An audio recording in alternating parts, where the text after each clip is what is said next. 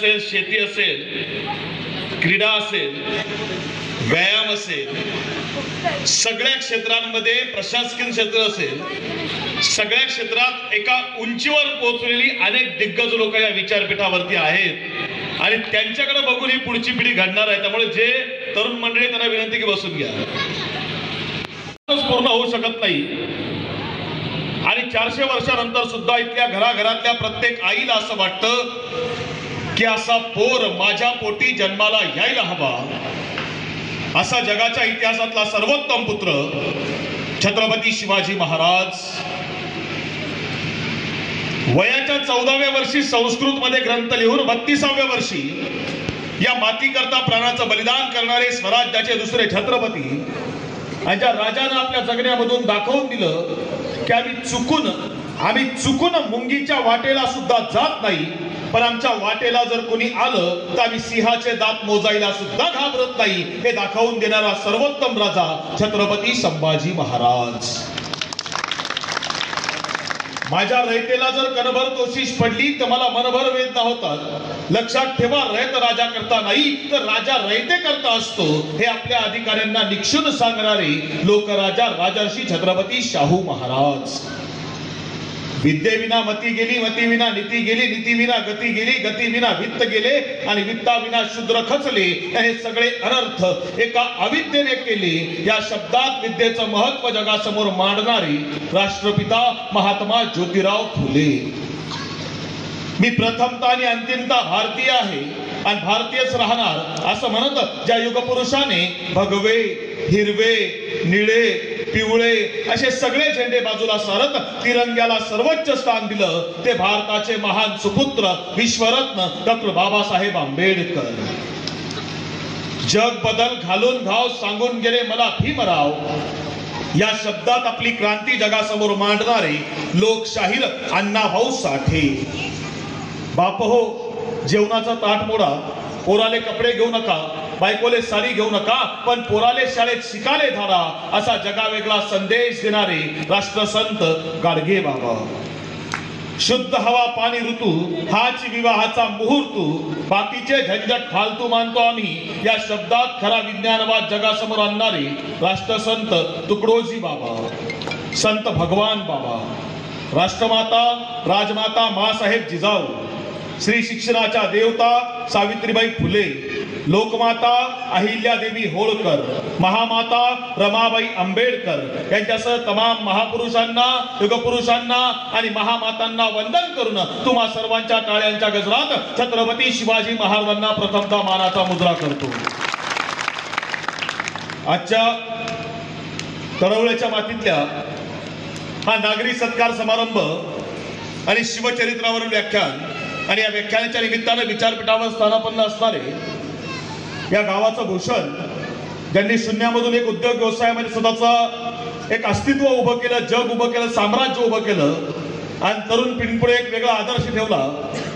मी त्यांना सहज येता त्यांनी चर्चा चालू असताना त्यांनी सांगितलं की गावातून जा गेलो तेव्हा विश्व उभं करायचं होतं. येताना गावामध्ये 5 कोटीची रेंज वर घेऊन जे येतात हे तरुण पिढीपुढे एक आदर्श आहे. ते आदरणीय बोराटे सर, खर तर त्यांना 69 वर्ष वयाचे ते आहेत असं सगळे म्हणतात, पण त्यांच्याकडे बघितल्यावर असं वाटत नाही की ते 69 वर्षाचे आहेत. आयर्न मॅन पुरस्कार किताब मिळवण्याकरता जगातले कित्येक तरुण प्रयत्न करतात पण शक्य होत नाही आणि वयाच्या 70 मध्ये त्यांनी आयर्न मॅन किताब मिळवून दाखवला.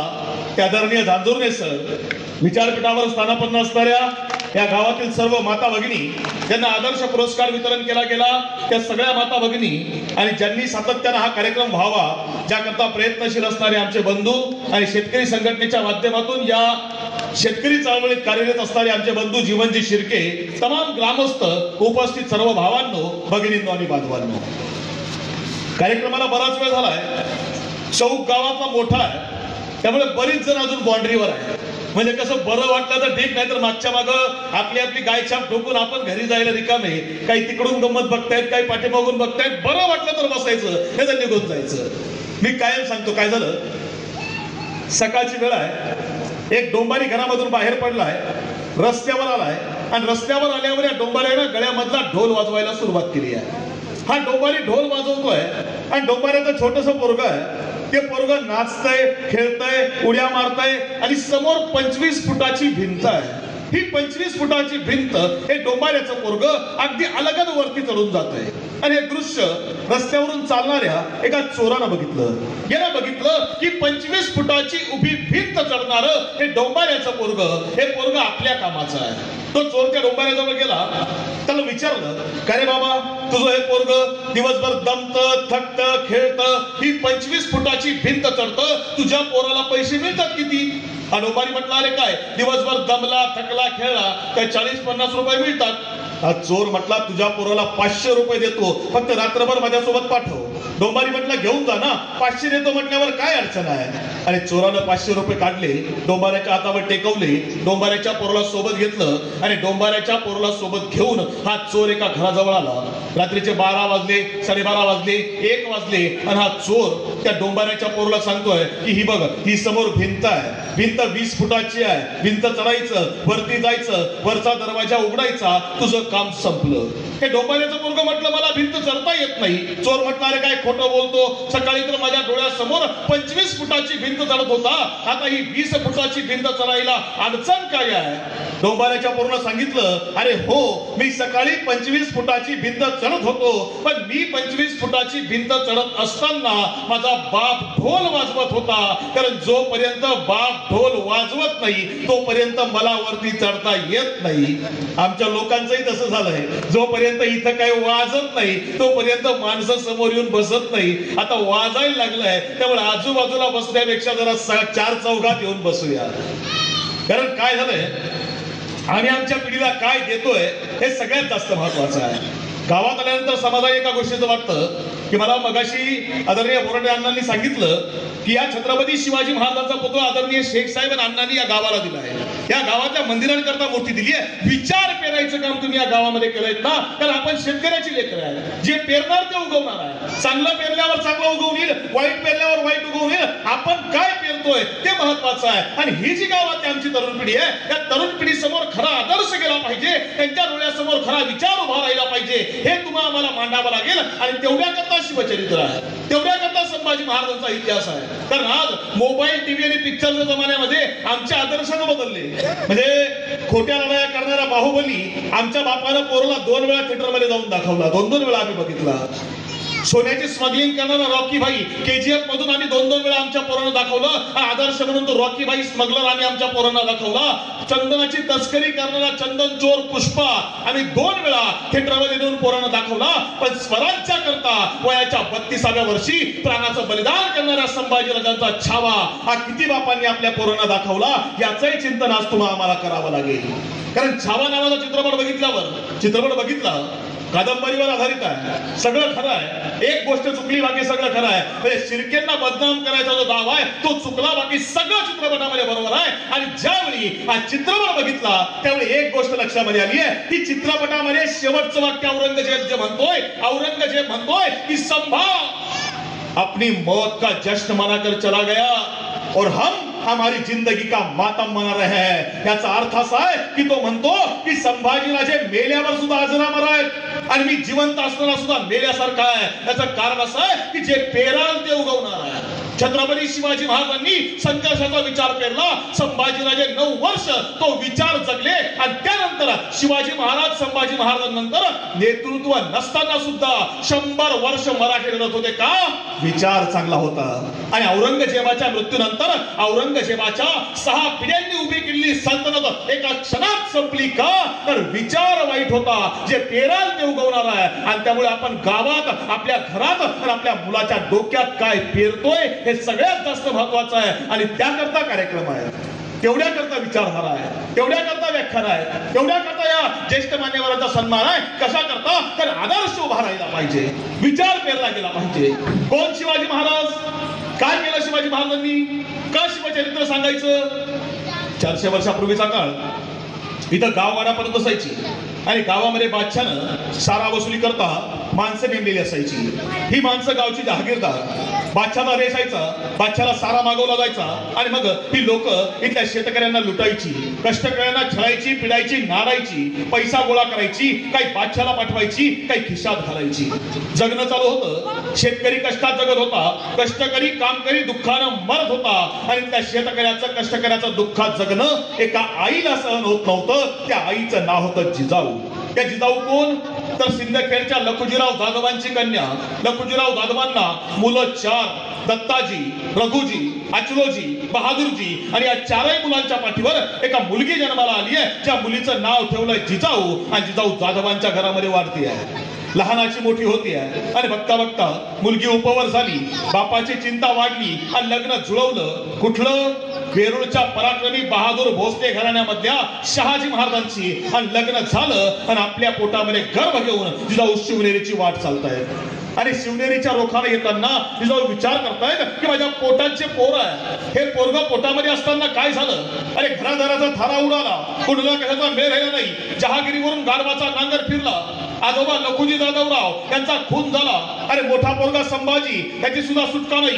अरे मुलखात चौमेर दुष्काळ, जनावरांना खायला चारा नाही, माणसाला खायला धान्य नाही. बापाची नजर पोराच्या मांसावर जातीये. इतका भीषण दुष्काळ. अरे हे पोरग पोटामध्ये असताना या तरा हे पोरग जन्माला आल्यावर होणार काय? आणि बघता बघता या मातीतला तो दिवस उगवला. तारीख आहे 19 फेब्रुवारी 1630. शिवनेरीवर जिजाऊंच्या पोटी एक पुत्र जन्माला आला, ज्या मुलाचं नाव ठेवलं गेलं शिवाजी. आणि महाराष्ट्रात शिवाजी राजे जन्माला आले.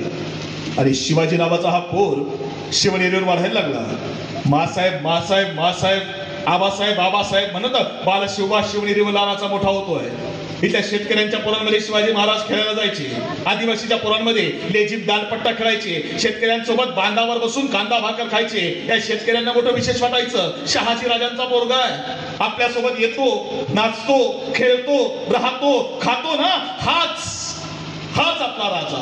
आपल्याला राजा पाहिजे ना, तो असाच. आणि सगळी पोरं शिवाजी महाराजांसोबत खेळायची. आणि मला दुःख फक्त एकाच गोष्टीचं आहे. आणि शिवाजी महाराज विचारतायत, आई तुला काय दुःख आहे, काय दुःख आहे मला सांग. आणि ती आई सांगते, राज दुःख फक्त एकाच गोष्टीचं आहे की नियतीनं मला एकच पोरगा का दिला होता. मला जर अजून 4 पोरं दिली असती ना, तर ती सुद्धा तुमच्या स्वराज्या करताच दिली असती. राज स्वराज्या करताच दिली असती. हा विचार इथल्या शेतकऱ्यांनी कोरला.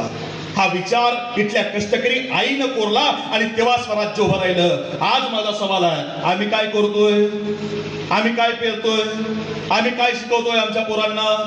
म्हणजे शिवजयंती आली का आमच्या आईला आठवण येते. आमच्या आई म्हणते आपल्या पोराला, बाळा शिवाजी व्हायचं असतं, बाळा शिवाजी व्हायचं असतं. पण बाळा स्कूल बस मध्ये बसताना मात्र आपण मधल्या सीटावर बसायचं असतं. कारण पुढून कोणी ठोकलं किंवा मागून कोणी धडकलं तर मागच्या पुढच्यानं मारायचं असतं. आपण तेवढं जगायचं असतं. बाळा शिवाजी व्हायचं असतं. पण पोरं आईला सांगतात, आई असं शिवाजी होता येत नसतं, बाबा असं शिवाजी होता येत नसतं. जर बाळानं शिवाजी व्हायचं असेल तर पहिल्यांदा आईनं जिजाऊ आणि बापानं शहाजी व्हायचं असतं, तर पोराला शिवाजी होता येतं. आम्हाला करावं लागेल ना, आम्हाला शिकवावं लागेल. तर मला एक सांगा, मी जर का तुम्हाला विचारलं, शिवाजी महाराजांचा हा चौक आहे आमचा, आमच्या चौकात शिवाजी महाराजांचे फ्लेक्स आम्ही लावतो. प्रत्येक फ्लेक्सवर मुद्रा आहे, प्रत्येक फ्लेक्सवर शिवाजी महाराजांची मुद्रा. काय मुद्रा आहे? प्रतिभा चंद्रलेखे व वर्धिष्णू विश्ववंदिता शहा सर्व शिवसैषा मुद्रा भद्राय राजते. ही मुद्रा बनवली कोणी? शिवाजी महाराजांनी नाही. शिवाजी महाराजांचं वय आहे 7 वर्ष. आणि 7 वर्ष वयाच्या मुलाला शिवाजी महाराजांचे वडील शहाजी राजे आणि आई जिजाऊ यांनी मुद्रा बनवून दिली आहे. आणि 7 वर्षाच्या मुलाला सांगितलंय, बाळा तुला राजा व्हायचंय, तुला इथल्या शेतकऱ्यांचा कष्टकऱ्यांचा राजा व्हायचंय. कोण सांगतंय? आई सांगतेय. कोण सांगतं? वडील सांगतात. आणि 7व्या वर्षी मुलाच्या काळजावर भिनवलं, मुलाला करून दाखवलं. मला एक सांगा, आम्ही काय सांगतो आमच्या पोरांना? आम्ही काय शिकवतो आमच्या पोराला? घरी गेलात ना, मुलाचं वय किती असेल हे महत्वाचं नाही. मुलाला सांगा, बाळा IAS व्हायचंय, बाळा IPS व्हायचंय, बाळा मोठा उद्योगपती व्हायचंय, बाळा मोठ्या पदावर जायचंय. आपल्या पोरांच्या काळजावर भिनवा, तर पोरं मोठी होतील, तर पोरं शिकतील. कारण सध्याची राज्यातील देशातील परिस्थिती आमची इतकी भीषण आहे की चांगलं पेरलं जाईल का नाही ही सगळ्यात मोठी शंका आहे. कारण आता इथं साताऱ्यापासून तुमच्या कोरेगाव रोडला तडवल्यापर्यंत आलो म्हणजे रस्त्याला पेट्रोल पंप कमी, दारूची दुकानं जास्त आहेत. काय काय पेरायचं पोरांच्या काळजावर? म्हणजे 1 किलोमीटरला 4-4 बार, ढाबे किती, हॉटेल किती, याचा हिशोबच नाही. तिथं काही चांगलं पेरलं जाणार आहे का? चांगलं मिळणार आहे? बरं निवडणुका लागू द्या, निवडणुका लागल्यावर काही चांगलं पेरलं जाणार आहे का? नाहीच ना. मग पेरायचं कोरायचं कोणी आम्हाला करावं लागेल, आम्हाला कारण आता परिस्थिती इतकी वाईट आहे. आठवलं म्हणून तुम्हाला सांगतो काय झालं. आमचे सण बदललेत ना. छत्रपती शिवाजी महाराजांची जयंती आमचा सण आहे. छत्रपती संभाजी महाराजांची जयंती आमचा सण आहे. महात्मा फुले डॉक्टर बाबासाहेब आंबेडकरांची जयंती सण आहे. कारण या युगपुरुषांमुळे हे स्वराज्य बघायला मिळालं, या युगपुरुषांमुळे स्वातंत्र्य बघायला मिळालं आणि त्यामुळे आमचे सण आहेत. आमचे सण बदललेत आता. आमचा सगळ्यात मोठा सण कोणता आहे? 31 हॉटेल पॅक, ढाबे पॅक, बार पॅक. म्हणजे मागच्या 31ची का गावातली घटना आहे. काय झालं, 5-6 तरुण पोरं एकत्र आली आणि आता चांगलं काम करायकरता एकत्र म्हटल्यावर येत नाहीत, पण असे काही असलं का यायचं. 5-6 जण एकत्र आले. दोघं म्हटले 31 साजरा करायचा, नवीन वर्षाचं स्वागत करायचं म्हटले. मग दुपारपासूनच सुरुवात करायची. दोघं म्हटले बाटल्यांची व्यवस्था आमच्याकडून. ठरलं. एक म्हटला बाटल्या तुमच्याकडून ना, बोकड माझ्याकडून. ते म्हटले डायरेक्ट बोकड? म्हटले हो. आणणार कुठून? म्हटले घरामध्ये बोकड आहे, बायकोला अनेक दिवसापासून ते पाळते बायको. पण आता एक करायचं, अंधार पडला की मी घरी गपचूप जातो. बायको घरात स्वयंपाकाला गेली तर पाठीमागच्या दरवाजाला जातो, बोकड सोडून आणतो, कापायचा, शेतातच बनवायचा, तिथंच खायचा, कोणी कोणाला सांगायचं नाही. ठरलं. दुपारची वेळ आहे, दुपारीच बाटल्या फुटल्या, ग्लासाला ग्लास लागले. संध्याकाळपर्यंत सगळे टाईट. संध्याकाळी एकाला आठवण झाली हा बोकड आणणार होता. त्यानं त्याला सांगितलं अरे ते बोकड आणायचं काय झालं? तो म्हटला चल गाडी घेऊन. दोघं गावात आले. अंधार पडला होता. पाठीमागच्या दरवाजाने हा गेला. बघितलं बायको बिचारी घरामध्ये स्वयंपाक करते. बायकोला स्वयंपाक चालू आहे. हा गपचूप गेला. ते बोकड सोडलं, उचललं, गाडीवर टाकलं. रात्रीच्या अंधारामध्ये शेतामध्ये आणलं, शेतामध्येच कापलं, तिथंच शिजवलं. पहाटेपर्यंत खाल्लं आणि सकाळ झाली. उठले, हॅपी न्यू इयर केलं, घरी यायला निघाले. ज्यानं बोकड आणला होता ते घरी आलं आणि घरी येऊन बघतो तर काय, ते बोकड दरवाजामध्येच बांधलेला. यानं बायकोकडे बघितलं, अगे हे बोकड इथं कस काय? बायको म्हटली त्या बोकडाचं मरू दे, पण काल रात्री अंधारामध्ये तुम्ही चोरासारखे आलात आणि आपल्या कुत्र्याला कुठे घेऊन गेलात म्हटली. काय पेरतोय आम्ही? काय मला एक सांगा, जी मगाशी तुम्हाला म्हटलो ना, गहू पेरल्यावर ज्वारी उगवत नाही आणि ज्वारी पेरल्यावर मका येत नाही, जे पेराल ते उगवून येणार आहे. मला एक सांगा, गावात वाचनालय असलं पाहिजे, गावामध्ये जिम असली पाहिजे. म्हणजे या विचारपीठावरची माणसं बसली आहेत ना, ते विचारपीठावरचं या गावाचं विद्यापीठ आहे. मला एक सांगा, आदरणीय नवनाथांना जे असतील या वयामध्ये 70 मध्ये आयन मिळवावा आणि तरुणांना लाजवलं पाहिजे. तरुण लाजतील अशी परिस्थिती आहे. इकडे बघा ना, आदरणीय अण्णासाहेब बोराटे असतील, शून्यामधून विश्व उभा केलं, पुण्यामध्ये कंपन्या उभ्या केल्या, तर त्या गावाचं नाव तिथपर्यंत गेलं. हे सोपं नाही आहे, हे शिकावं लागेल आम्हाला, ही जिद्द आहे. आणि ते करायचं असेल ना, पेरायचं काम आईचं आहे, शिकवायचं काम वडिलांचं आहे, आम्हाला द्यावं लागेल. तुम्हाला उदाहरण सांगतो. काय झालं, परदेशातली घटना आहे. नवरा बायको दोघांची फारकत झाली. त्या नवऱ्याने ते पोरगं उचललं, त्या आईच्या अंगावर टाकून दिलं. आईने ते पोरगं घेतलं. आई त्या पोरगाला सांभाळायला लागली. पोरगं 5 वर्ष 6 वर्ष वयाचं झालं आणि 6 वर्ष वयाचं झाल्यावर आई त्या पोरगाला शाळेत टाकलंय. 1 महिना, 1.5 महिने, 2 महिने, 3 महिने पोरगं शाळेत गेलं आणि 3 महिन्यानंतर शाळेच्या मुख्याध्यापकाने त्या आईला बोलावलं आणि सांगितलं, तुमचा मुलगा आमच्या शाळेत शिकू शकत नाही. का? तुमचा मुलगा एका कानानं बहिरा आहे, अधू आहे, त्याला ऐकायला कमी येतं आणि त्यामुळं हा मुलगा आमच्या शाळेत चालणार नाही. याच्यामुळं इतर मुलांच्या बुद्धिमत्तेवर परिणाम होतोय. हा मुलगा आम्ही शाळेत शिकवू शकत नाही. आईनं हात जोडले, सांगितलं, साहेब माफ करा, माझा एकुलता एक पोरगा आहे, नवरा नाहीये मला, माझ्या पोराला शिकवा ना तुमच्या शाळेत. ते गुरुजी म्हटले, अहो याच शाळेत काय, जगातल्या कोणत्याच शाळेत हा पोरगा शिकू शकत नाही. हा मुलगा मतिमंद आहे, त्याला घरी घेऊन जा. आणि त्याने एक दाखला काढला, वरती पत्र लिहिलं की हा मुलगा एका कानानं अधू आहे, हा मतिमंद आहे, हा जगातल्या कोणत्याही शाळेत शिकू शकत नाही, त्याला आम्ही घरी पाठवतोय. ते पत्र आईकडे दिलं आणि पोरगा घरी काढून दिला. दुसऱ्या दिवशी पोरगा सकाळी उठला, शाळेत जायला निघाला आणि आई त्याला सांगते, बाळा तू आजपासून शाळेत जायचं नाही. पोरानं विचारलं, आई का शाळेत जायचं नाही? पोरगं सांगतंय, आई सांगते, बाळा तुझ्या सरांनी, तुझ्या गुरूंनी असं सांगितलंय की तू इतका जास्त हुशार आहेस की तुझ्या हुशारीमुळं इतर मुलांची बुद्धिमत्ता दाबली जाते आणि त्यामुळं तुझ्याकरता शाळा तयार झालेली नाहीये. तू एक काम कर, तू आजपासून घरामध्येच शिकायचं, तुला मी शिकवणार. आता त्या पोराला वाटलं आई सांगते म्हटल्यावर खरं आहे, आईवर विश्वास आहे आणि पोरानं घरात शिकायला सुरुवात केली आहे आणि ती आई त्या पोराला शिकवते.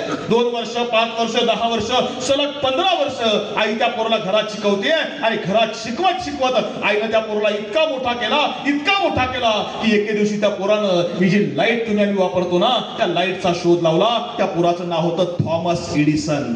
फक्त लाईटचा शोध नाही लावला तर आज रोजी जगातले 3223 पेटंट हे थॉमस एडिसनच्या नावावरती आहेत. आणि दुर्दैवानं वृद्धापकाळानं काही वर्षानंतर त्या थॉमस एडिसनच्या आईचं निधन झालं. आणि ज्यावेळी आईचं निधन झालं त्यावेळी त्यानं विचार केला की आईचे कपडे घरामध्ये आहेत, या कपड्यांचं काय करायचं, देऊन टाकूया ना कोणाला. त्याला आईचं कपाट उघडलं.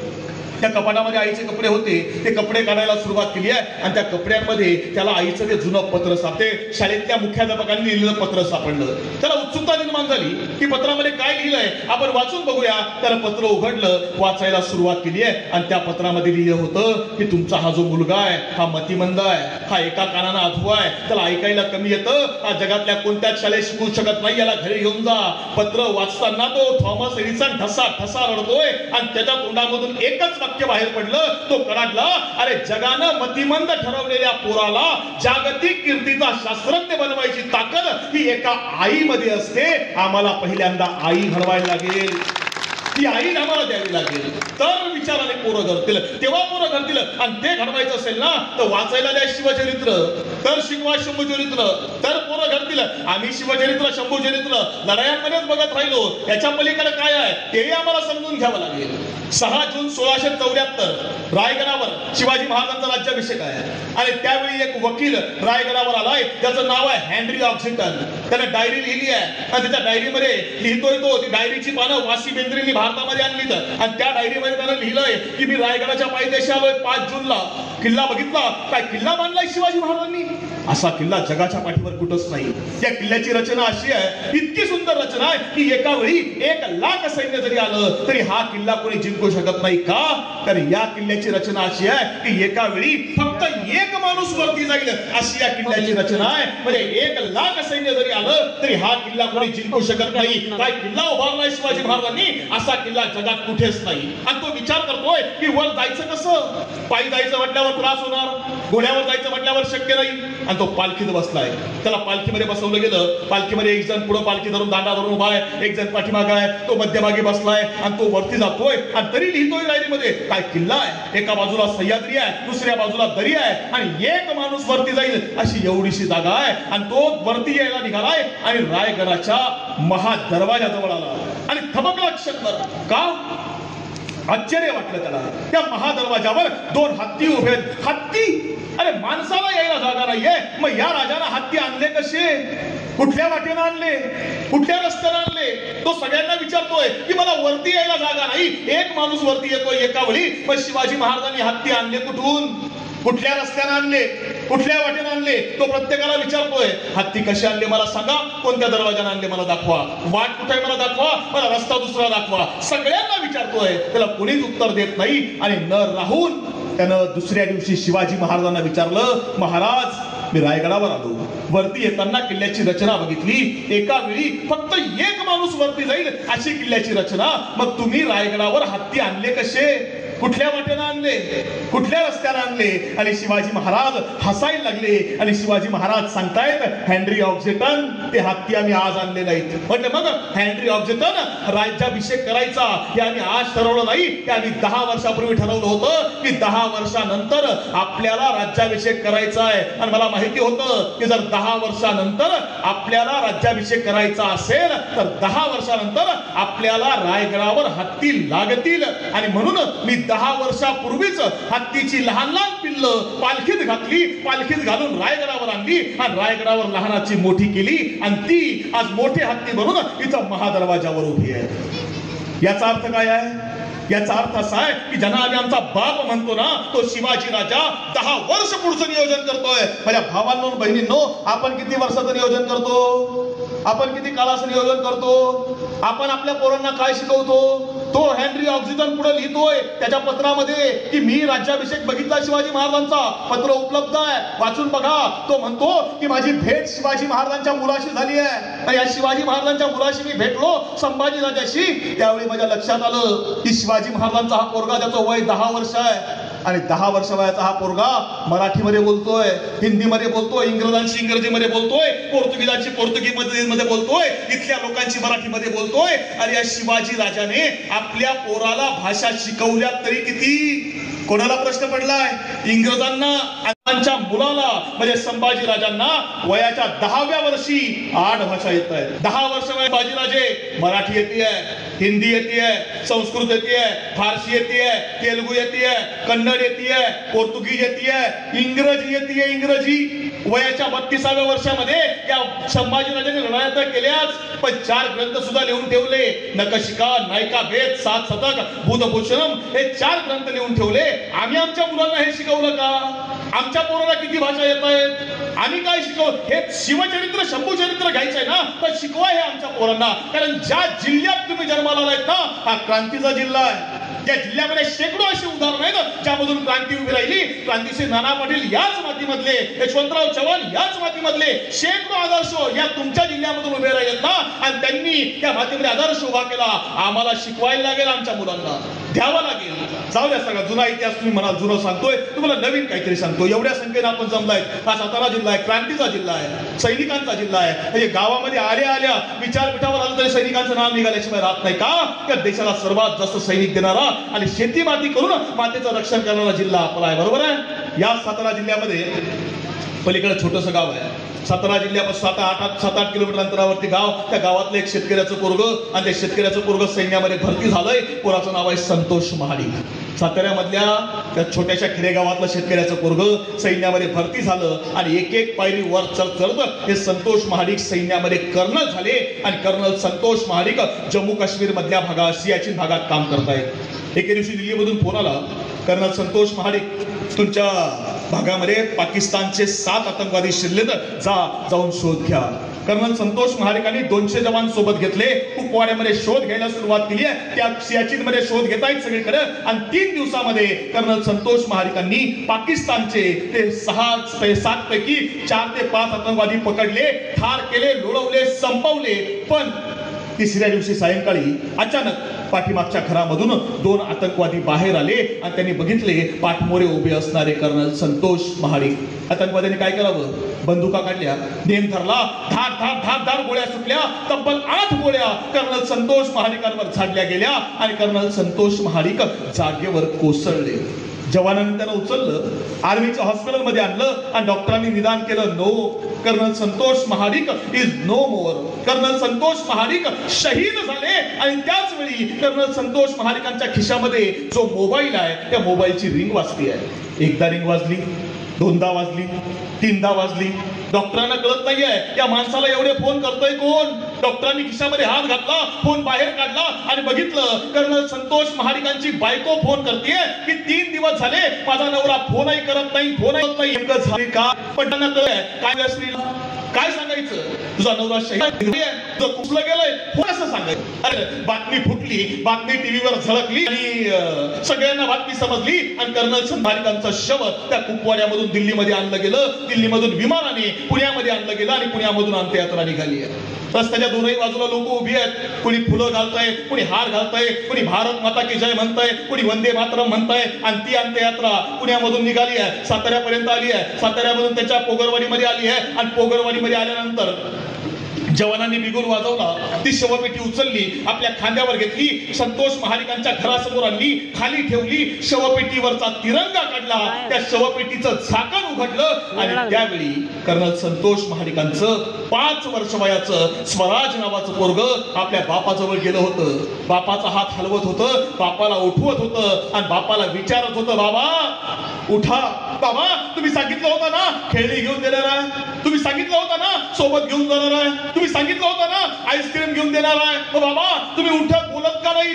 तुम्ही पेटीमध्ये का झोपलेत? 5 वर्षाचं पोरग आहे, त्याला मरण काय करताय? त्याला वाटतं बाप झोपलाय, आणि ते पोरग सारखं उठवतोय बाबाला, बाबा बोला ना माझ्याशी, तुम्ही पेटीमध्ये का झोपलेत? तुम्हाला भेटायला किती माणसं आली, तर बाबा तुम्ही बोलत का नाहीत, तुम्ही उठत का नाहीत? आता आजूबाजूला लष्कराचे जवान आहेत, त्या जवानांना बोलता येईना, डोळ्यामधून अश्रूंची धार वाहतीये, शिस्त लष्कराची. त्यामुळे त्यांना सांगता येईना त्या पोराला की बाळा तुझा बाप नाही उठू शकत, तुझा बाप जिवंत नाहीये, पण सांगायचं कसं? आणि ते पोरग रडतंय, बापाचा हात हलवतोय, बापाला उठवतंय, आणि आणि सारखं विचारताय, बाबा तुम्ही बोलत का नाही, बाबा तुम्ही चला ना घरामध्ये, तुम्ही उठा ना. आणि बाप उठत नाही. हे बघितल्यावर ते पोरग रडणाऱ्या आई जवळ गेलंय आणि आपल्या आईलाच विचारतंय, आई माझे बाबा पेटीमध्ये का झोपलेत, ते उठत का नाहीत, ते बोलत का नाहीत. आणि ती आई सांगते, बाळा तुझे बाबा गेले, तुझे बाबा शहीद झाले. या पोरानं दुसरा प्रश्न विचारला, आई माझे बाबा शहीद झाले, कोणा करता शहीद झाले. काय सांगावं या स्त्रीनं, भ्रष्ट पुढाऱ्यांकरता, पैसे घेऊन मत विकणाऱ्या लोकांकरता, कुणा करता. ती आई सांगते, बाळा तुझे बाबा शहीद झाले, कुणा करता, छत्रपती शिवाजी महाराजांच्या माती करता. आणि अखेर अंत्यसंस्कार आटोपला आणि अंत्यसंस्कारावर पत्नी वीर पत्नीला गाठ आणि प्रत्येक या स्त्री समोर माईक आहे आणि प्रत्येक जण या स्त्रीला विचारतोय, ताई 30 वर्ष वय आहे तुझं, 30व्या वर्षी तू विधवा, 5 वर्ष वयाचं पोरग पदरामध्ये तुझ्या जगशील कसं, संसार कसा चालवशील, खाऊ घालशील पोराला, कसं जगशील. या वीर पत्नीनं काय सांगावं या स्त्रीनं. या स्त्रीनं सांगितलं, अरे माझा नवरा देशाकरता शहीद झालाय, मग बस मी सुद्धा माझ्या नवऱ्याच्या पावलावर पाऊल टाकून सैन्यामध्ये भरती होणार आहे आणि देशाच्या रक्षणाकरता सीमेवर जाऊन उभी राहणार आहे. आणि अभिमानाची गोष्ट म्हणजे मागच्या 5 वर्षापूर्वी ही स्त्री म्हणजे स्वाती महाडिक सैन्यामध्ये भरती झाल्यात आणि आज रोजी राजस्थानच्या बॉर्डरवर जाऊन उभे आहेत. कोणाच्या मातीतली स्त्री आहे, याच जिल्ह्यातल्या, या आपल्या मातीमधली स्त्री आहे. मग आम्ही आमच्या मुलांना शिकवतो का, आम्ही आमच्या मुलांच्या डोळ्यासमोर हा आदर्श उभा केला का. समाजामध्ये बघू नका, लोकांनी वाटून घेतलं सगळं. इथून बाहेर पडलात ना, इथं सगळे एकत्र बसतायत, कोण कुठल्या जातीचा कोण कुठल्या धर्माचा माहित नाहीये. बाहेर पडलात ना, समाजानं वाटून घेतलं. आम्ही भाषा वाटल्या, आम्ही प्रांत वाटले, आम्ही गट वाटले, आम्ही गण वाटले. आमच्या लोकांनी आमचे महापुरुष सुद्धा वाटून टाकले. छत्रपती शिवाजी महाराज मराठ्यांचे, महात्मा फुले माळ्यांचे, बाबासाहेब आंबेडकर दलितांचे, अण्णाभाऊ साठे मातंगांचे, गाडगे बाबा धोब्यांचे, अहिल्यादेवी धनगरांच्या, भगवान बाबा वंजारींचे, सेवालाल महाराज बंजारांचे, सगळं वाटून टाकलं. आता परिस्थिती अशी आहे की निसर्गानं निर्माण केलेले रंग सुद्धा वाटले.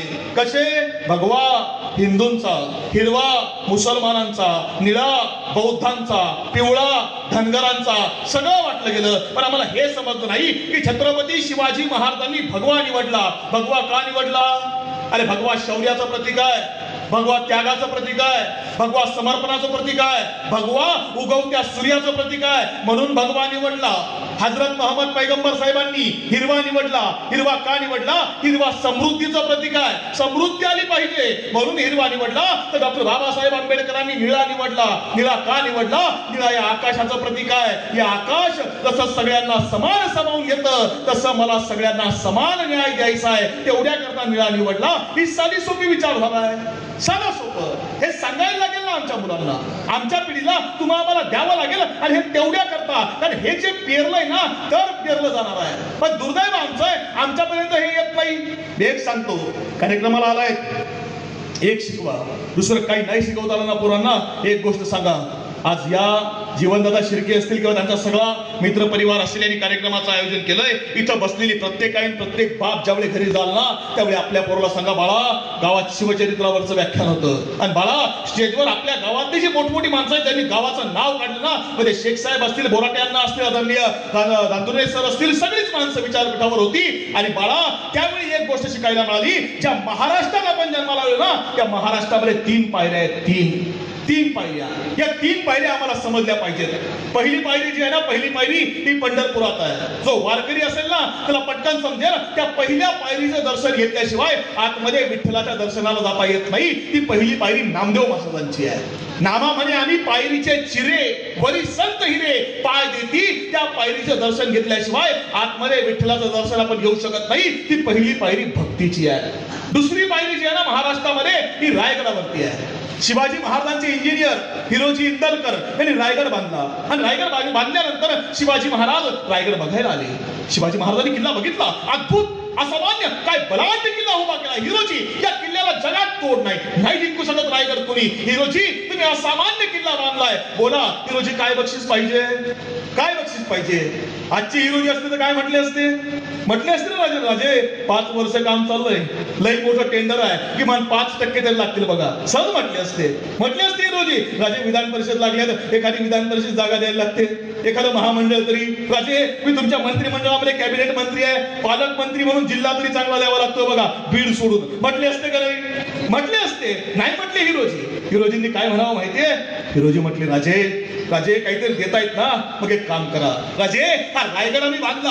राजे या रायगडावर जगदीश्वराचं मंदिर आम्ही उभारलंय. राजे जगदीश्वराच्या मंदिराच्या समोर 4 पायऱ्या आहेत आणि त्या 4 पायरीपैकी फक्त एका पायरीवर आमचं नाव पुरायची अनुमती राजे आम्हाला द्या. राजांनी विचारलं, हिरोजी हे काय मागणं आहे? पायरीवर नाव पुरायची अनुमती, दुसरं काहीतरी मागा ना. हिरोजी म्हणते, नाही राजे, दुसरं काहीच नको, देतायत ना, फक्त पायरीवर नाव पुरायची अनुमती राजे आम्हाला द्या. आणि राजांनी विचारलं, दिलं, पण असं का ते सांगा. आणि त्यावेळी हिरोजी सांगतायत, राजे याचं कारण असं आहे की ज्या वेळी तुम्ही रायगडावर याल त्यावेळी जगदीश्वराच्या दर्शनाला जाल, आणि ज्या वेळी जगदीश्वराच्या दर्शनाला जाल त्यावेळी तुमची पावलं त्या पायरीवर पडत जातील, आणि त्यावेळी तुमच्या पायाची पायधूळ ही त्या पायरीवर म्हणजे माझ्या नावावर पडत राहील. राजे तेवढं भाग्य माझ्या पदरात टाका. ती दुसरी पायरी आहे, ती पायरी निष्ठेची आहे. आणि तिसरी पायरी कुठे आहे माहिती आहे? माझ्या तरुण भावंडांनो, तिसरी पायरी आपल्या प्रत्येकाच्या घरामध्ये आपल्या आईच्या आणि बापाच्या चरणाची आहे. एक वेळ वरच्या 2 पायऱ्यांना नाही गेलात ना तरी चालेल, फक्त आपल्या आई बापाचे पाय धरून ठेवलेत ना तर दुसऱ्याचा हात धरायची वेळ आपल्यावर कधीच येणार नाही. आपल्या आई बापाच्या विचारावर जगा, तर मोठे व्हाल. तेवढ्या करता हा महाराष्ट्र आम्हाला शिकवतोय. हे शिकवायला लागेल आमच्या पोरांना. एक लक्षात ठेवा की विचारपीठावर जी माणसं बसलीत ना, पितृतुल्य माणसं आहेत सगळी. शून्यामधून विश्व उभं केलंय, आम्हाला त्यांच्या बळावर पुढे जायचं आहे. आणि ते करायचं असेल ना तर एक गोष्ट जगात समजून घ्या, दुसरं काही नाही कमवता आलं ना चालेल, जगातला सगळ्यात मोठा पुरस्कार मिळवायचा आहे. जगातला सगळ्यात मोठा पुरस्कार कोणता आहे? नोबेल पुरस्कार अजिबात नाही आहे, मॅगसेस कधीच नाही, ऑस्कर किरकोळ आहे, भारतरत्न अजिबात नाही, महाराष्ट्र भूषण कधीच नव्हता. जगातला सगळ्यात मोठा पुरस्कार कोणता आहे? जगातला सगळ्यात मोठा पुरस्कार एकच आहे की ज्यावेळी आम्ही बक्षीस मिळवतो, ज्यावेळी आम्ही यश मिळवतो, ज्यावेळी आम्ही पहिल्या क्रमांकानं पास होतो, नोकरीला लागतो, घरी धावत येतो, आईच्या पाया पडतो, बापाच्या पाया पडतो, आणि त्यावेळी त्या आईच्या डोळ्यामधून आणि बापाच्या डोळ्यामधून जो आनंदाचा अश्रू ओघळतो ना, तो जगातला सगळ्यात मोठा पुरस्कार आहे. सगळ्यात मोठा तो प्रत्येकाने मिळवायला हवा. त्याकरता व्याख्यान आहे, त्याकरता हे कार्यक्रम आहे. तर समाजातली अवस्था वाईट आहे. हातातला मोबाईल आमच्या पिढीला सुधरू देत नाही साहेब. म्हणजे परवा एक पोरग जीवनदादा आंघोळीला जायला निघालो होतो, आंघोळ करायला, एका खांद्यावर टॉवेल आहे, दुसऱ्या हातामध्ये मोबाईल आहे. बापानं विचारलं, कुठं चाललायस? पोरगा म्हटला, आंघोळीला जातोय. आंघोळीला? टॉवेल ठीक आहे, मोबाईल कुठं घेऊन चाललायस? पोरगा म्हटला, बादली भरेपर्यंत काय करू म्हटला. ही परिस्थिती आहे. मग काय शिकवायचं पोरांना? मी तुमच्या मुलाच्या भावाच्या वयाचा आहे, काय परिस्थिती समाजामधली? जी सामाजिक चळवळीत काम करतात त्या लोकांना विचारा, 10 दिवसामधून 15 दिवसामधून महिन्यामधून पोर येत नाही, मुलगी पळून गेली. बाप शेतकरी, बाप कष्टकरी, त्या बापानं हयातीत पोलीस स्टेशनची पायरी चढलेली नाही. आईला कधी माहित नाही पोलीस स्टेशन काय आहे, ते म्हातारी आहे बाप पोलीस स्टेशन मध्ये जात आहे. म्हणजे लग्न जमवायचं असेल तर मुलगा नोकरीला पाहिजे, नोकरीला असला शेती असली पाहिजे. मुलगी शेती करणार का? शेती करणार नाही. शेती कशाला पाहिजे माहित नाही, पण शेती असली पाहिजे. शेतकऱ्याला पोरगी देणार नाही, शेती असली पाहिजे, नोकरी असली पाहिजे. आणि पळून जायचं असतं तर बिगारी पण चालतोय. काय वाईट परिस्थिती आहे. का आली वेळ? संस्कार चुकलेत ना.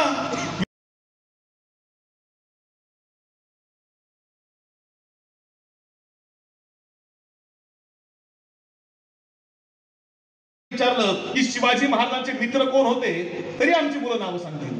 तानाजी आहे, बाजी आहे, येसाजी आहे, मुरारबाजी आहे, चिमणाजी आहे, बाळाजी आहे. शिवाजी महाराजांचे मित्र सगळे नाही. शिवाजी महाराजांचे मित्र नाहीत. हे शिवाजी महाराजांच्या आई मासाहेब जिजाऊ यांनी जोडून दिलेले मित्र आहे. का? कारण जिजाऊंना माहिती आहे की आपल्या मुलाचे मित्र कोण आहेत यावर आपल्या मुलाचं भविष्य अवलंबून असतं. आपल्या मुलाचे मित्र जर चांगले असतील तर आपला मुलगा चांगल्या वळणावर चालणार.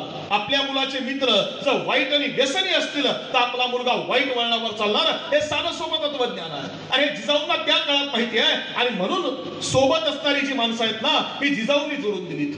कशी जोडली असतील?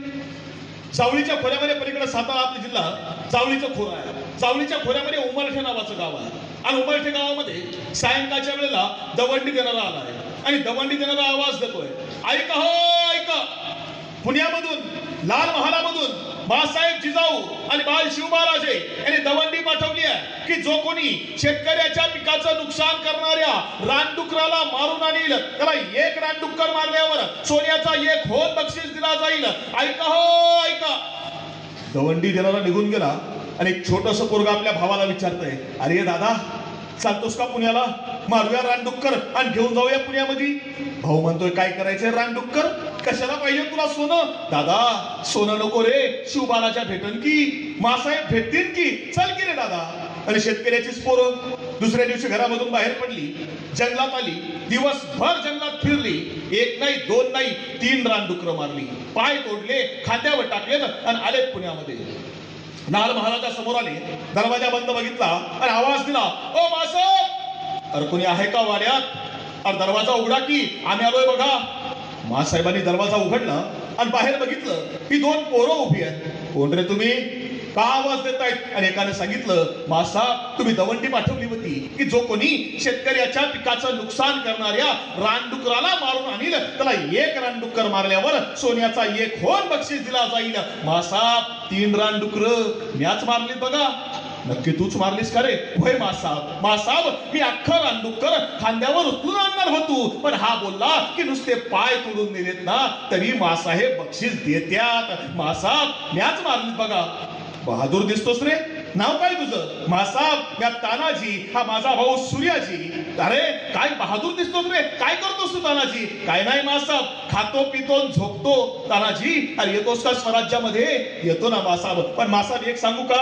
म्हटले काय? मासाहेब मला काहीच येत नाही बघा, मला फक्त वार चालवते. आणि कळाल्या मासाहेब तान्हा, अरे माणसाला थोडंच यावं पण असं यावं की त्याला जगाच्या पाठीवर तोड नसावी. तुला येतं ना, ये स्वराज्यात, ये स्वराज्यात.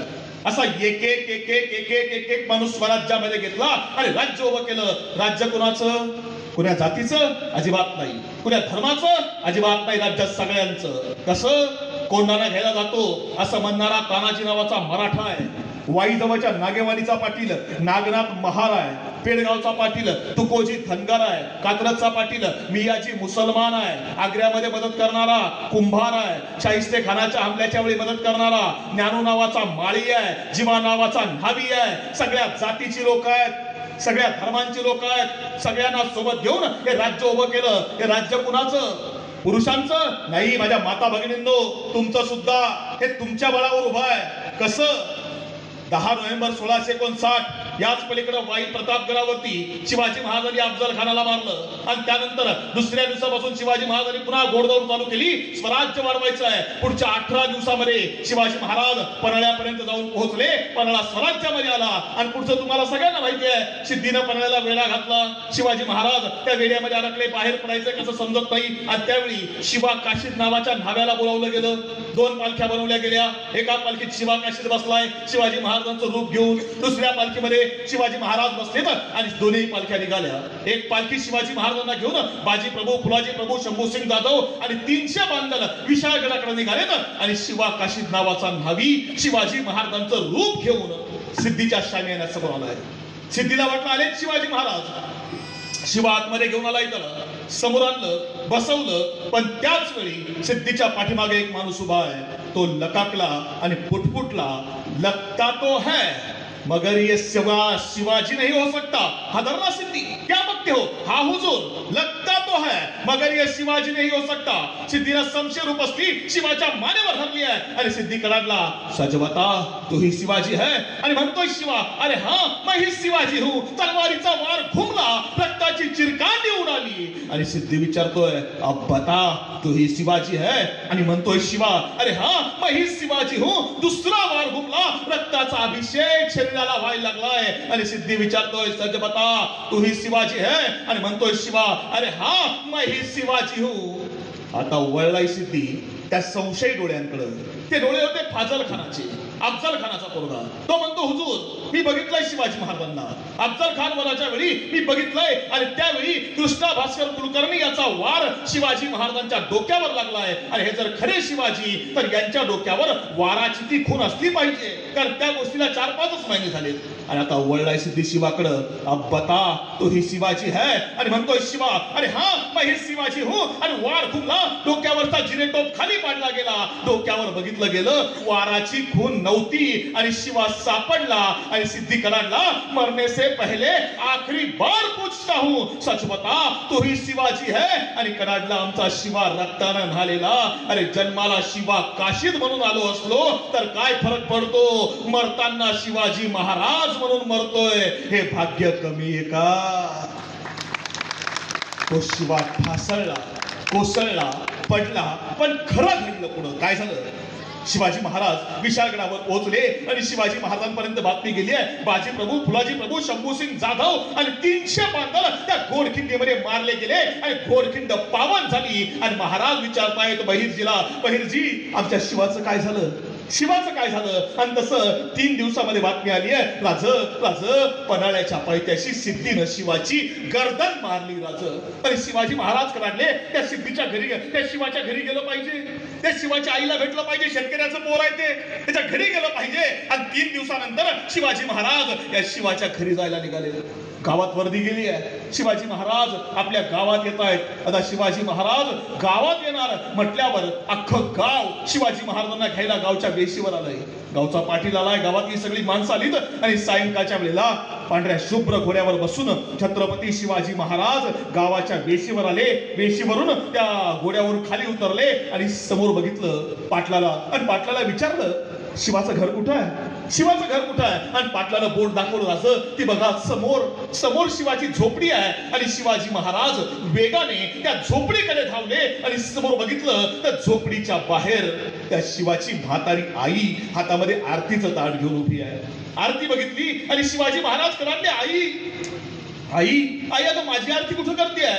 आई अगं 8 दिवस झाले तुझं पोर मारलं गेलं, आपला शिवा मारला गेला. आई अगं तू माझी आरती कुठं करते? मी तुझं सांत्वन करायला आलोय. आणि शिवाची आई सांगते, राज अहो पोर मारलं गेलं म्हणून तुमचे पाय आमच्या घराला लागले, आमच्या 10 पिढ्यांचा उद्धार झाला, राजे आरती करून घ्या. आणि त्या शिवा काशीदाची म्हातारी आई शिवाजी महाराजांची आरती ओवाळते. आरती ओवाळली जायला लागली आणि शिवाजी महाराज आतमध्ये आले. जमिनीवर घोंगडी अंतरली होती. औरंगजेबाचा दरबार उभं राहायला योग्य जागा मिळाली नाही म्हणून नाथाडणारे शिवाजी महाराज, रायगडावर 32 मन सोन्याच्या सिंहासनावर बसणारे शिवाजी महाराज शेतकऱ्याच्या घरामध्ये खाली बसतायत, घोंगडीवर, जमिनीवर. आणि शिवाजी महाराज त्या शिवाच्या आईकडे बघतायत आणि त्या आईने घरात सुनेला आवाज दिला, अगं बघितलंस का कोण आलाय आपल्या घरी? अगं मुलखाचा धनी आलाय आपला, राजा आलाय आपला, अगं गुळपाणी तरी आण, तोंड गोड कर राजांचं. आणि हे शब्द ऐकले आणि शिवाजी महाराज सांगतायत, आई अगं माझं तोंड कुठं गोड करते आहे? अगं 8 दिवस झाले आपला शिवा गेला, तुझा पोर मारला गेला. आणि हे शब्द ऐकता क्षणी त्या आईच्या अश्रूंचा बांध फुटला आणि ती आई रडतीये आणि रडता रडता सांगते, राज पोर मारला गेला हे त्याच दिवशी समजलं बघा, त्याच दिवशी समजलं. पण राज त्या दिवशी माझा पोर मारला गेला, त्या दिवशी अख्ख्या गावात कुणाच्या घरात चूल नाही पेटली राज, लहान लेकरू सुद्धा जेवलं नाही राज. अख्खं गाव माझ्या झोपडीच्या बाहेर बसून होतं आणि प्रत्येक जण माझ्या जवळ यायचा, पायाला हात लावायचा, भेटायचा आणि एकच सांगायचा, माय तुझी कूस मोठी भाग्यवान, माय तुझी कूस मोठी भाग्यवान. माय शिवाजी राजांकरता मरणारी माणसं लय आहेत, पण माय तुझी कूस एवढी भाग्यवान की तुझा पोर शिवाजी राजांकरता गेला, फक्त शिवाजी महाराजांकरता नाही गेला तर मरताना सुद्धा शिवाजी राजांच्या रूपात मेला. माय तुझी कूस मोठी भाग्यवान. आणि ती आई ठसा ठसा रडायला लागली आहे आणि तिला रडताना बघितलं आणि शिवाजी महाराज सांगतायत, आई तू शोकावर, तुला काय पाहिजे ते मदत करतो. त्याच्याकडे चेतक नावाचा घोडा होता. या घोड्यानं त्या काळामध्ये महाराणा प्रतापांचा जीव वाचवला आणि त्यानंतर त्या घोड्यानं प्राण सोडले. पण महाराणा प्रतापांच्या समाधीच्या समोर काय चेतकची समाधी आहे का? नाही. चेतकची स्मारक उभी केली तर पण समाधी जवळ नाही. इथं या कुत्र्याचा कुठे उल्लेख नाही तरी सुद्धा समाधी उभी करून ठेवली आहे. ही गोष्ट पाडली पाहिजे. पाडायचं असेल ना आधी ते पाडा. पण दुर्दैव आहे आमच्याकडे राजकारण सगळ्या गोष्टीमध्ये होतं. माझी विनंती आहे, राजकारण सगळीकडे करा. आमदारकी, खासदारकी, जिल्हा परिषद, पंचायत समित्या, काय कुस्त्या खेळायच्या तिथं, पण शिवचरित्र आणि शंभूचरित्रामध्ये राजकारण खेळू नका. तो आमच्या अस्मितेचा आणि जिव्हाळ्याचा विषय आहे, आमच्या प्रेरणाचा विषय. हे आपल्या पोरांना शिकवा. आणि तेवढ्या करता खऱ्या अर्थानं आजचा हा कार्यक्रम आहे, तेवढ्या करता विचारधारा आहे, तेवढ्या करता हे आम्हाला पेरायचं आहे. आज आम्ही ऐकताय तर मी तरी काय यायचं. काल कोल्हापुरात होतो, कोल्हापुरामधून आता पुन्हा कराडला जायचं आहे. का? सकाळी कराडमध्ये कार्यक्रम आहे. का फिरायचं? तुम्ही म्हणाला मी तुम्हाला काहीतरी मानधन देऊ, आम्हाला काहीतरी पैसे देऊ, तेवढ्या करता अजिबात नाही. माझ्या भावांनो बहिणींनो, मागच्या 12 वर्षापासून आम्ही शिवनिश्चल सेवाभावी ट्रस्ट या नावाची संस्था चालवतो. आणि या संस्थेच्या माध्यमातून राज्यातल्या ज्या शेतकऱ्यांनी आत्महत्या केल्यात आणि ज्या मुलांना आईवडील नाहीत अशी अनाथ मुलं 12 वर्षापासून सांभाळायचं काम करतोय. आज रोजी माझ्याकडं आईवडील नसणारी 128 अनाथ पोरं शिक्षणाकरता दत्तक आहेत. माझ्या 3 मुलींची लग्न झालीत आणि मला 2 नातू सुद्धा आहेत. हे 12 वर्षात उभं केलेलं आमचं काम आहे. या तुमच्या कोरेगाव तालुक्यामधली 3 मुलं माझ्याकडे मागच्या 7 वर्षापासून दत्तक आहेत. पलीकडे सुलतानवाडी आहे, त्या सुलतानवाडी गावामधली मुलं माझ्याकडे 7 वर्षापासून दत्तक आहेत. सांभाळायचं, शिकवायचं, जे काय तुम्ही आम्हाला देतात त्यामधून ही मुलं घडवायचं काम अविरतपणे 12 वर्षापासून आम्ही करतोय. हे करावं लागेल तुम्हाला आम्हाला, कारण जो पाठीमागे राहिलाय ना त्यांच्याकरता जगावं लागेल. आता मागचा फेब्रुवारी महिना गेला, फेब्रुवारी महिन्यामध्ये जे काय मानधन मिळालं ते मानधन आम्ही नांदेड मधल्या बिलोलीच्या कुटुंबाला देऊन टाकलं. का दिलं असेल? आम्ही बातमी वाचून आम्ही विसरून जातो. आम्ही शेतकऱ्याची लेकरं आहेत. आपण नांदेड जिल्ह्यामध्ये बिलोली तालुका आहे, बिलोलीमध्ये मिनकी नावाचं गाव आहे. मिनकीमध्ये छोटस पोरग 9वी मध्ये शिकणारं पोरग बापाजवळ गेलंय आणि बापाला सांगते, बाबा बाबा माझा शर्ट फाटलाय, बाबा माझा शर्ट मला शिवायचा. तर आज फाटलेला शर्ट घालून शाळेमध्ये जावं लागतं. बाबा मला शर्ट घ्यायला पैसे दे. बापानं सांगितलं, बाळा सोयाबीनचे पैसे आले नाहीत, बाळा थोडे दिवस थांब, मी तुला पैसे शर्ट घेऊन देतो ना, आता पैसे नाही आहेत माझ्याकडं. आणि पोरग म्हणतो, नाही बाबा मला शर्ट घेऊन दे, नाही तर मी शाळेत जाणार नाही. बापानं फार कन पोराच्या घुमाडीत मारली. तर निघ शाळेत. पोरानं शाळेची बॅग उचलली, पोरग शाळेत जायला निघालं. बाप दुसऱ्याच्या शेतामध्ये कामाला निघून गेला. बापाला वाटलं पोरग गेलं शाळेमध्ये, पोरग शाळेत गेलंच नाही. पोरग शेतामध्ये आलंय, शेतामध्ये गाय बांधली होती, ती गाय सोडली, तिच्या गळ्यातला दोर काढला, तो दोर पलीकडच्या निंबाचं झाड आहे त्या निंबाच्या झाडाला बांधला आणि 9वीतल्या पोरानं गळफास घेऊन आत्महत्या केली. सायंकाळी 5 वाजले, सगळी पोरं घरी आली. तर आपलं पोरग का घरी आलं नाही? बाप सगळ्या पोरांना विचारतोय, अरे आमचा पोरगा, आमचा उम्या कुठं आहे? आणि त्याला पोरांनी सांगितलं, तुमचा पोरगा शाळेत आलाच नव्हता. मग कुठे गेलाय? कोणतरी म्हटलं शेताकडे गेलाय. बाप धावत धावत शेतात निघालाय, शेतामध्ये आलाय आणि शेतामध्ये येऊन बघितलं तर गाय मोकळी फिरतेय. पोरगा आहे कुठं? निंबाच्या झाडाजवळ बाप धावत गेला आणि समोर बघितलं तर पोरानं गळफास घेऊन आत्महत्या केली आहे. बाप ठाय मोकळून रडतोय, त्या झाडावर चढलाय, झाडाच्या फांदीवर गेला, दोर सोडला, अलगद पोराला खाली उतरवलं, त्याच्या गळ्यामधून दोर काढला, त्या पोराचे पटापटा मुके घेतले, तोच दोर उचलला, त्याच फांदीला बांधून पुढच्या 5 मिनिटांमध्ये बापानं आत्महत्या करून घेतली. का आली वेळ? का आली वेळ? पुण्या मुंबईतले बुद्धिजीवी म्हटलेत ना काही, म्हणजे नाही पोराचं चुकलं, पोरानं आत्महत्या करायला नको होती, न मिळालं असतं सर. खरंय तुमचं, पोराचं चुकलं, आत्महत्या करायला नको होती. काही बुद्धिजीवी हुशार म्हटलेत नाही पोराचं तर चुकलंच, पण बापाचंही चुकलं, बापानंही आत्महत्या करायला गरज नव्हती, मिळालं असतं शर्ट नंतर. खरंय तुमचं, पोराचंही चुकलं आणि बापाचंही चुकलं, त्यांना आत्महत्या करायची गरज नव्हती. अरे पण तिसरा अँगल कोणी विचार करणार आहे का? या देशाला कृषी प्रधान देश तुम्ही म्हणतात, हा बळीचा देश आहे. हा देश इथल्या कष्टकऱ्यांचा, शेतकऱ्यांच्या जीवावर उभा आहे. जो शेतकरी जगाला पोचतोय, त्या शेतकऱ्याला जर आपल्या मुलाला एक शर्ट घेता येत नाही म्हणून आत्महत्या करावी लागत असेल तर यांचा वाटा कुठं आहे हे विचारायचं कुणी? हा प्रश्न तुम्हाला आम्हाला विचारावा लागेल. शेतकऱ्यांची पोरं म्हणून यांच्या पाठीशी उभा राहावं लागेल. आणि म्हणून माझी विनंती आहे, ज्यांच्याकडे आहे ना त्यांनी समाजाला दिलं पाहिजे. आमच्या परीने जेवढं शक्य आहे ते द्यायचा प्रयत्न करतोय. एक मुठभर असतं ना, मुठीत जेवढं असतं ते आपल्याला पुरतं. लक्षात ठेवा. म्हणजे एक माणूस तांदळाची गोणी घेऊन चालला होता, गोणी फाटली, अख्खा तांदूळ सांडला. मुंग्या आल्यात, जेवढं लागेल तेवढं खाल्लं निघून गेल्यात. चिमण्या आल्यात, जेवढं चोचीमध्ये बसेल तेवढं खाल्लं निघून गेल्यात. अनेक प्राणी आले, वाटेल तेवढं खाल्लं निघून गेले. उरलेलं तसंच होतं. पाठीमागून एक माणूस आला, पिशवी भरली, पिशवीत भरून सगळं घरी घेऊन गेला. आमची अवस्था तशीच आहे. सगळं आम्हालाच पाहिजे, सगळं आम्हाला. आम्ही दुसऱ्याचा विचार कधी करणार आहोत का? हा प्रश्न या निमित्तानं आपण एकमेकाला विचारला पाहिजे. आणि त्याच करता खऱ्या अर्थाने हे व्याख्यान आहे. विचारपीठावर बसलेल्या सर्वांचं मनपूर्वक आभार व्यक्त करतो, ऋण व्यक्त करतो. आणि तुम्हाला सांगतो, जीवनदादा असतील, त्यांची संपूर्ण टीम असेल, आमचे ज्योतिराम दादा वाघ असतील, सगळ्यांना सांगतो की जे तुम्हाला वाटतं हेच मला वाटतं. आणि जे मला आणि तुम्हाला वाटतं की आणीबाणीच्या काळामध्ये दुष्यंत कुमार नावाचा एक कवी लिहित होता.